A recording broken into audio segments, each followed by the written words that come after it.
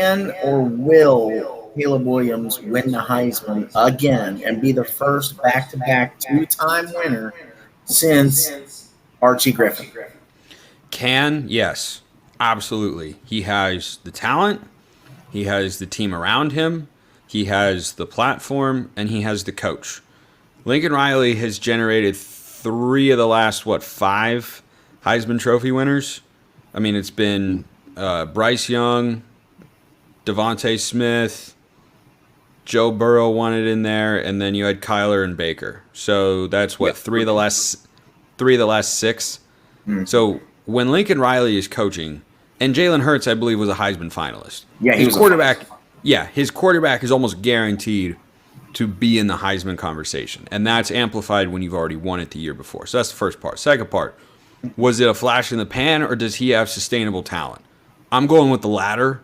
I don't think I'm in the minority there for the number 1 overall pick in 2024.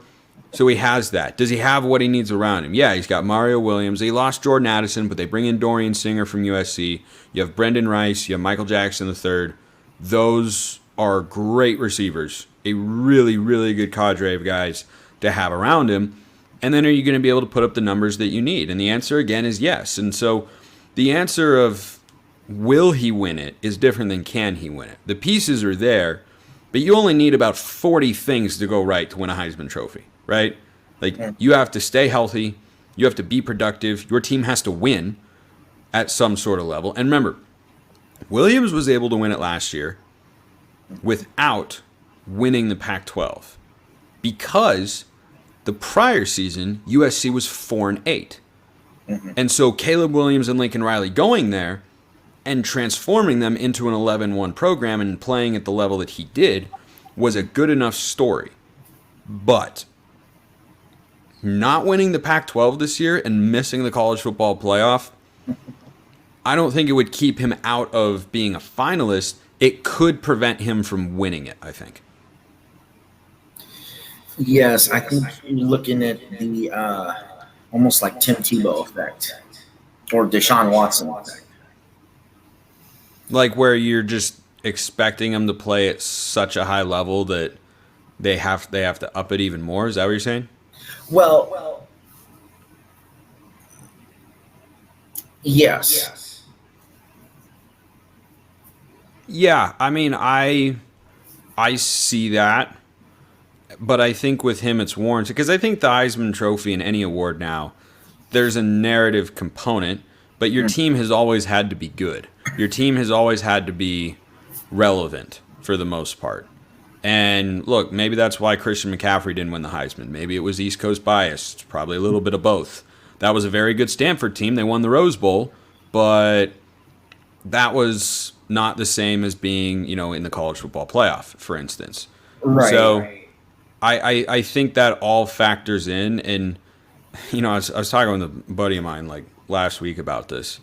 He's a big Texas fan, and he likes a long shot bet on Xavier Worthy to win the Heisman.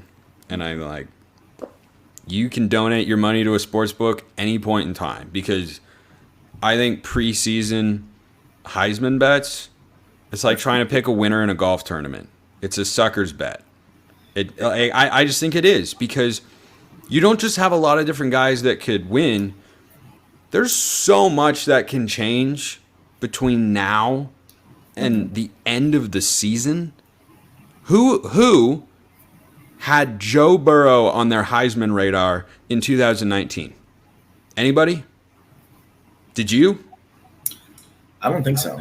No, nobody did. I hadn't even heard of Joe Burrow because he was just a quarterback at LSU who, I'd maybe watched a little bit. Like, I didn't know anything about him.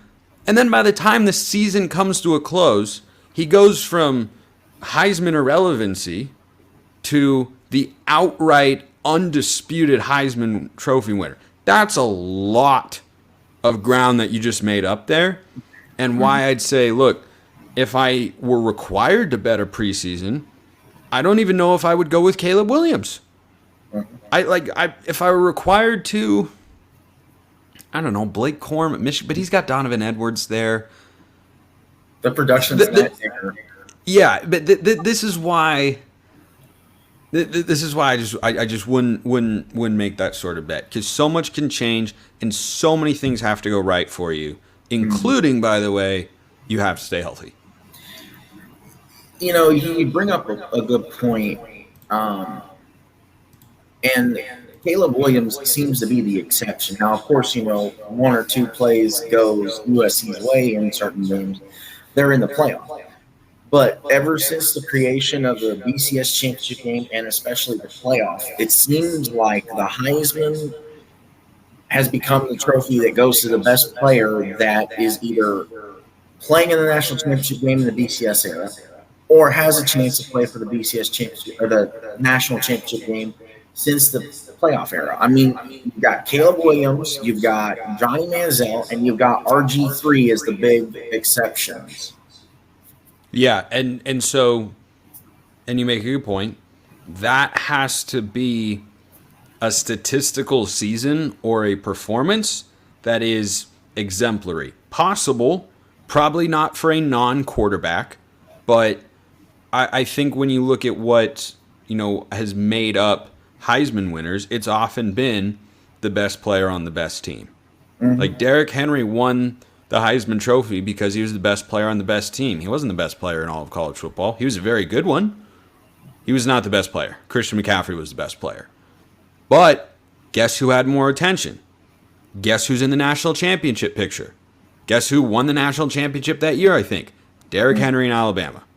And that shouldn't play into it because it's an individual award, but it does play into it. And so if you're going to have a discussion about the Heisman Trophy and whether or not Williams can get it done again, the narrative has to be there. And I think going from 4 to 11 wins, that was enough of a narrative and a story to give it to him, combined with his exceptional play. But this year, I think they'd have to make the playoff. Now, the last piece on this I want to bring up to you is, do you think that Caleb Williams almost kind of lucked into the Heisman in the sense of it was really a neck and neck between Caleb and C.J. Stroud until C.J. had that crappy game against Michigan, and then he just kind of ran away with it? No, I don't think so. Stroud had a great season. Even if, Ohio State ended up getting to the playoff.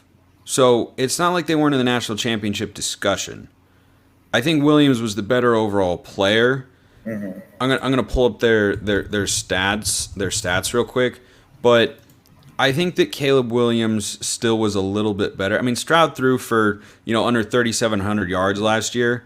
Mm-hmm. Caleb Williams was over 4,000, and Caleb Williams gives you more on the ground than C.J. Stroud, who only ran for 100 yards. So I think even if they'd beaten Michigan and been to the playoff as an undefeated team, I think that the gap between Williams' performance individually, when you're talking about stats, and the gap between USC's team and Ohio State's team, I think it was larger on the individual side, and that would have come down to, this is an individual award, and we're giving it to the best player, and I think Caleb Williams was the best player that year, and I think he was going to win that one no matter what.